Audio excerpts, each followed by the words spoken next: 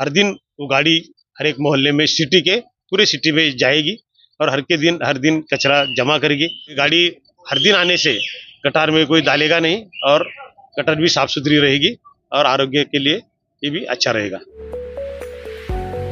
Fancy garment and kids mall, Ayesha Nagar police station के सामने, हजार खोली, मालेगांव।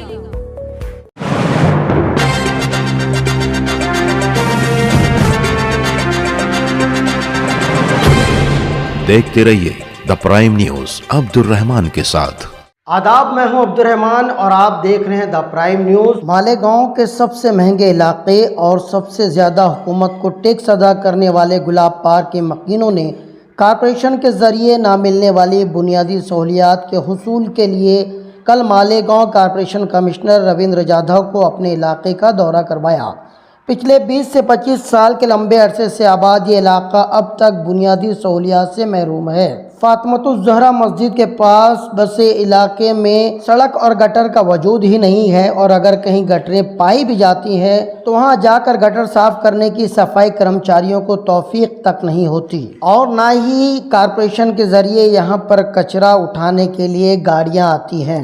पढ़े लिखे मुहज़्ज़ब अफराद पर मुश्तमिल इस इलाके में जा बजा कचरे का अंबार पाया जा रहा है। इन कचरों से उठने वाली बदबू माहौल को बड़ा गंदा करती है। यहाँ मौजूद ओपन स्पेस पर गंदा पानी हर वक्त किसी तालाब की तरह जमा रहता है जिससे मच्छरों और मक्खियों की यहाँ पर बहुतायत है जो नित नई बीमारियों को जन्म देती रहती हैं। यहाँ मौजूद इलेक्ट्रिक खंबे स्ट्रीट लाइट से बेनियाज व महरूम हैं। पक्की और पुख्ता इमारतों के बीच गली में रात के वक्त हमेशा तारीकी छाई रहती है जिससे इस इलाके में चोरी की वारदात का खतरा बना रहता है।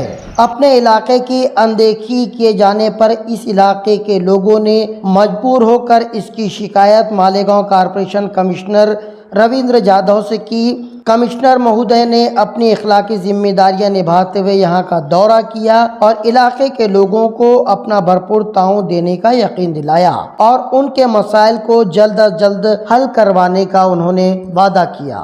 गुलाब पार्क के नागरिकों ने मुझे निवेदन दिया था और एक दो बार आके भी मिले थे और वो बोले कि भाई हमारे एरिया का दौरा करो, कुछ बुनियादी चीज़ें जो है वो यहाँ कमी है, रास्ता नहीं है, गटर नहीं है, कुछ ढापे अच्छे नहीं है, जो ओपन स्पेस है उसमें पानी जमा रहता है, स्ट्रीट लाइट भी चलते नहीं है।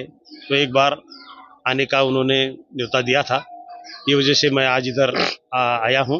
मैंने पूरे इलाके का दौरा कर लिया है और ये साल के जो 2024-25 का बजट है मैं बोल दिया है कि भाई हमारे इंजीनियर से कि इसका बजट रखा जाए, ये साल का उसका एस्टिमेट किया जाए और तुरंत इसका काम चालू किया जाए।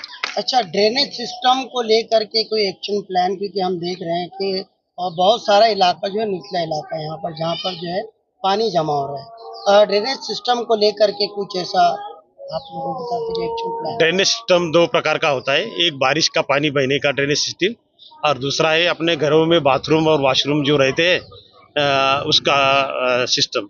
तो अपने पास अभी अमरूद 2 योजना में गवर्नमेंट से निधि प्राप्त हुआ है और उसका काम सिटी में चालू हुआ है। कुछ अलग अलग बातें गांव में हो रही है, लेकिन खुले दिल से बोलना चाहता हूँ कि ये स्कीम बहुत अच्छी है। तो मैंने अभी जो हमारे दोस्त इलियास भाई है उनसे भी बात की है कि जो वॉशरूम और बाथरूम का पानी है उसके लिए जो अंडरग्राउंड ड्रेनेज है वो लाइन अपना प्लान वगैरह देख के डालवा लीजिए और उसके बाद जो अपन कारपोरेशन से मंजूर करने वाले रास्ता और जो बारिश की गटर है वो बाद में की जाए, क्योंकि उसको प्रोसीजर में भी थोड़ा 1 आध महीना लग सकता है।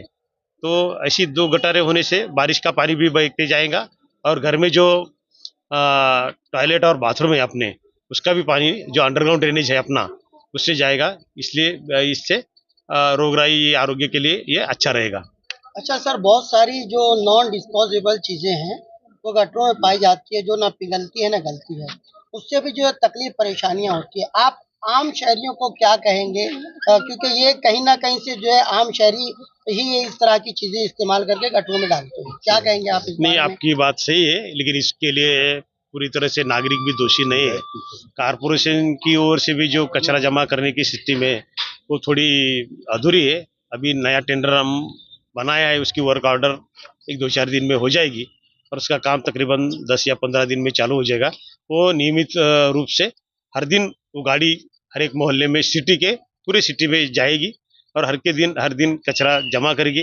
उसमें जो डिस्पोजेबल आप बोलते हैं जो आरोग्य के लिए घातक है वगैरह, वो हर दिन कलेक्ट किए जाएंगे गाड़ी में और डिपो में दी जाएगी। तो इसके आगे वो लोग ये गाड़ी हर दिन आने से कतार में कोई डालेगा नहीं और कतार भी साफ सुथरी रहेगी और आरोग्य के लिए ये भी अच्छा रहेगा।